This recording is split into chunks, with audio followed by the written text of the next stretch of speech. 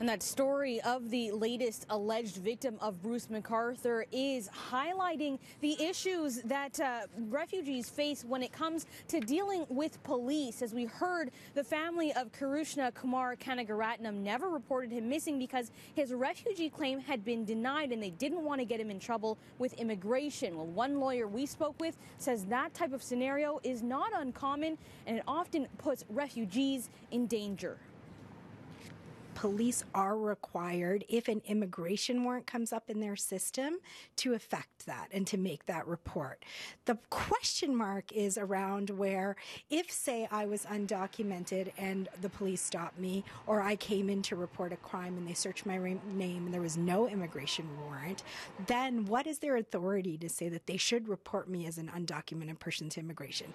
In some cases, they've been quite amazing in not reporting an undocumented person, but we also have had cases where they have reported to the authorities. So that therein lies the problem. There's a lot of discretion and then there's a lot of inconsistency. And many advocates, and myself included, have been calling for our province to simply just give clarity.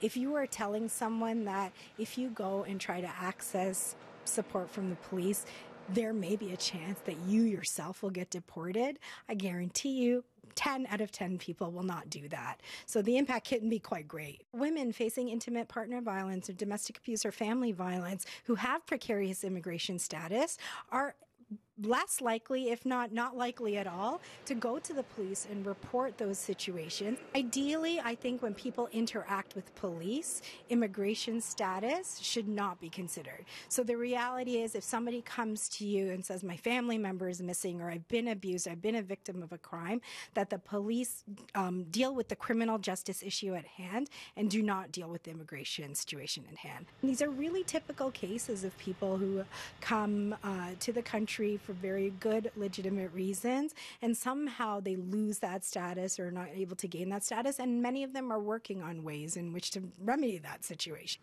We put this population of people who is so vulnerable at greater risk when we don't have clarity on how much the police will protect them since they don't have status. Now, police believe Kanagaratnam was allegedly murdered in 2015. He would have been 37 at the time. His brother, Krishna Thasan, says they used to text nearly every day, and the last time they spoke was in August of that year.